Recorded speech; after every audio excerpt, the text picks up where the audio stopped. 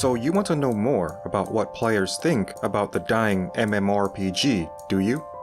This is SnumpQuest. In the previous video, we discussed what it meant to be playing a dying genre, and pulled examples of how some genres evolved into bigger and better experiences. Today, we'll continue where we left off and discuss the MMORPG, as well as consider a few possibilities for why players believe the genre to be dying. Let's get started.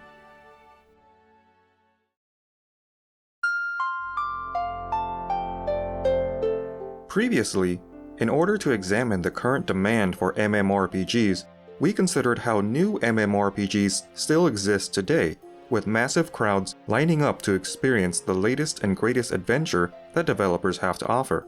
We explained how new MMORPGs have their highest number of players at the launch of their game, but the longevity or appeal of these games do not last very long.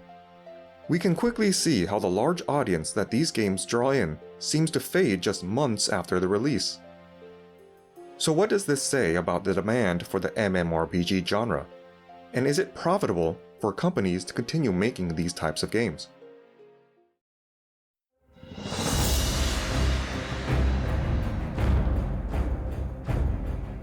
To address the latter, we know that in order for companies to make a profit, there are two ways of monetizing for continuous support of the game: a monthly subscription or an in-game cash shop. Sometimes we can even see a mixture of the two, and on top of that, companies may even charge an upfront fee to purchase the game or allow for a free-to-play model with a more aggressive in-game cash shop. Whatever options developers go with, it is easy to see the amount of effort it takes to upkeep these types of games. Additionally, in order to keep players engaged, developers must constantly push out content or risk players leaving the game. Companies taking on the challenge of making an MMO must have the established player base or push for aggressive marketing to try and appeal to as many players as possible. So to question the success of an MMO to determine the profitability, is it based off how long a game can keep the player base entertained and support their content? Or is it based off how many players are drawn to the game at launch?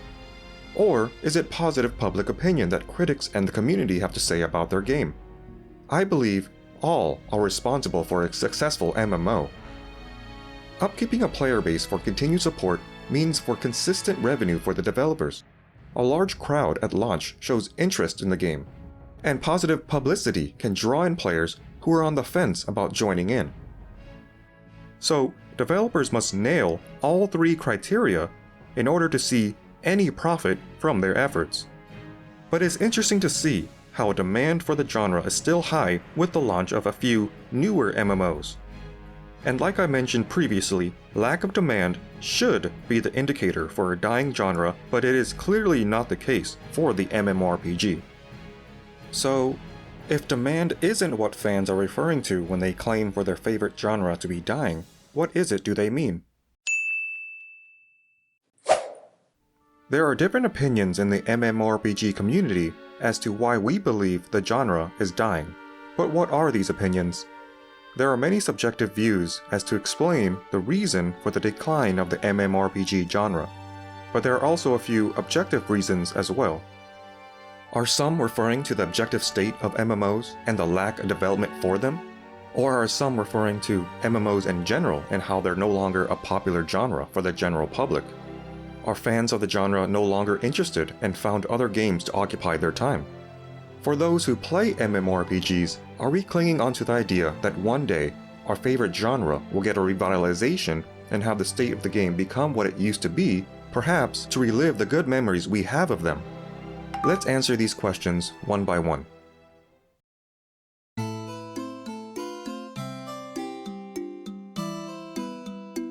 The lack of development for MMOs have led to a monopoly in the industry where large corporations are responsible for housing fans of the MMORPG community in their game. And as long as these corporations can give a reason to have their player base stick around and playing their game, there would be less incentive for these players to try anything new due to something that is called the sunk cost fallacy. The sunk cost fallacy, according to Wikipedia, is the behavior in which people demonstrate a greater tendency to continue an endeavor once an investment in money, effort, or time has been made. This means that because players have been playing and building their characters for their preferred MMO for so long now, they might feel reluctant to switch to another MMO. Corporations understand this fallacy and sometimes use it to their advantage to spend less time and effort developing quality content for their players in an effort to save money, leading to a less than desirable product overall. MMOs are no longer the latest trend in gaming, that much is clear. The trend came in like a wave and picked up many would-be fans that still stick around today. So, although the genre is no longer the latest and greatest innovation in gaming, a player base still exists that yearn to experience MMORPGs today like they used to. Fans of the genre have moved on to other games that exist to experience the newest and latest trends in gaming. Genres such as the hyper-realistic FPS genre, massive online battle arenas, and battle royales have all seen massive increases in players as excitement for new games of the corresponding genre started to increase. It is only natural for players to be curious about what is new, and we are all trying to find ways to enjoy our free time. But I believe, like how players can still be interested in classics such as side-scrolling games and high-score games, players can still show interest in their once beloved genre, and some may in fact hope for a revitalization of the genre to relive their cherished memories. For those of us who still play their favorite MMO, what are our fondest memories, and why is it do we wish to relive them? To answer this question would be subjective, but the fact that we want to relive them means that we are unable to perceive the memories we create today as something that is cherishable. Why is that? I believe it boils down to simple game design. Yet, due to the complexity of MMORPGs and the many variables that need to be considered when designing one, tried and true methods of game design don't always work within MMORPGs.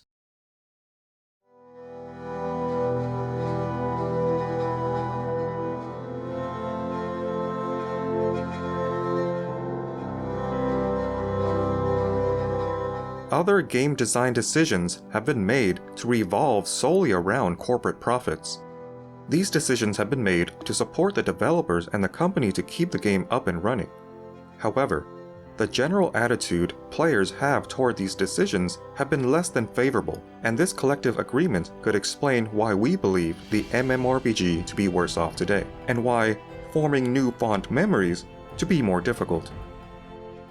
We saw earlier that new MMOs can have a high initial player count, but many do not stick around for very long. There are several reasons to explain this, such as in-game cash shop, fear of pay-to-win models, and designing inconvenience into the game to sell solutions.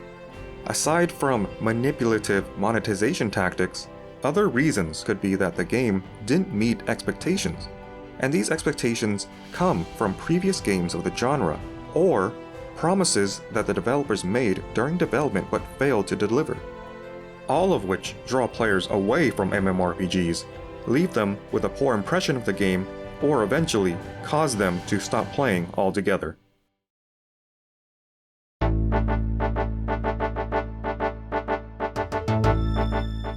But even with these reasons, it doesn't entirely explain why some players cherish their fond memories of playing MMOs while struggling to form new positive experiences. So join me next time in the final installment as we delve deeper into the mysterious realm of MMORPG player experiences, offering a glimpse into the perspectives on why some believe the genre has taken a downturn in its evolution.